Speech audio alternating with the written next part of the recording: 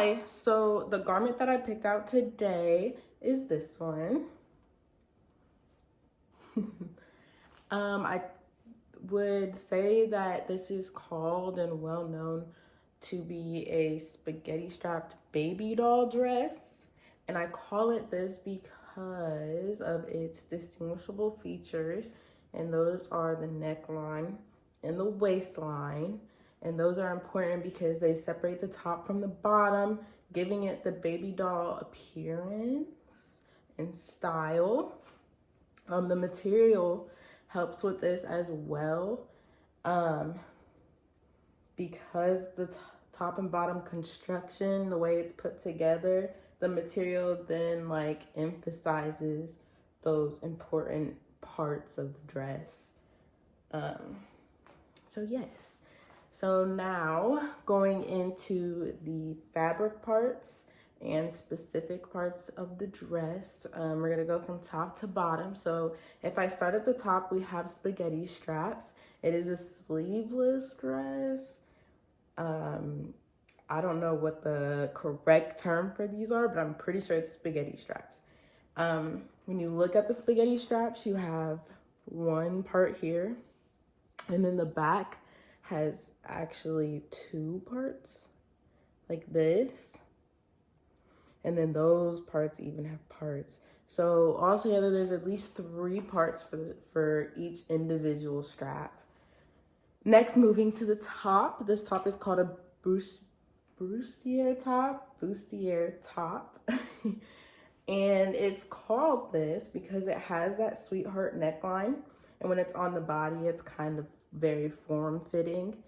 The details also make it very form-fitting and allow that, but also the waistline is banded. There is a band kind of going around here. I don't know if you can really see the sew lines, but that's that. So going into the parts, we have one part here, a part here, a part here, including a part in this back detail. I hope you could see that when I was pointing.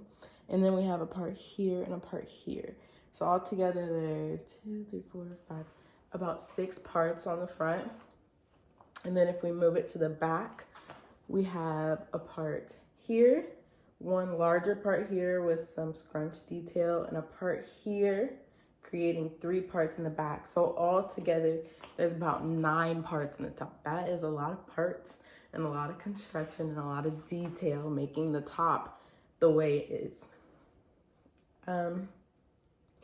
Next, we're going to go to the skirt. Now, the skirt at first looks like it could be one whole part, front and back together, like a circle, but it's not. There actually is a seam line going down the side right here. I don't know if you can see there, but there is one. So that means the front has one part, the back has one part, creating 2 parts for the skirt. The skirt also is connected to the top by a waistline, and it is a banded waistline. The waistline then creates this little ruffle at the top. And because the material is loose and lightweight, the ruffle then is volumized, creating a little like that. I don't know what that is, like a little, yeah.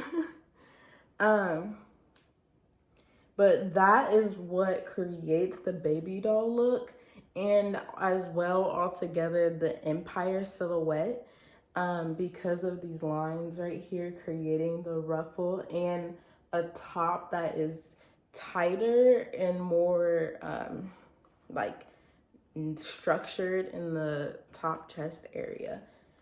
So that is why I call it the baby doll dress with the empire silhouette. And then I just talked about the top and the bottom and the band. The band parts, there actually is one here, and then there's not one in the middle because of this detail, and then one here. So that's 4 parts for the band here, and it looks like it's just two parts on the side, and this individual piece goes all the way down to the bottom, where the bottom's connected to it. This dress does have an above the knee hemline as well. Now, when we turn this dress inside out, I do discover that there is another more fabric pieces right here. I'm guessing this just makes it thicker and more constructed, but this fabric piece on the inside only has 3 sections. So that's 3 parts to this, making it 9, 10, 11, and 12 parts to the top, which is still a lot of parts. But other than that, there are no hidden features of the dress. When you turn it inside out, there are no pockets, no sleeves, and no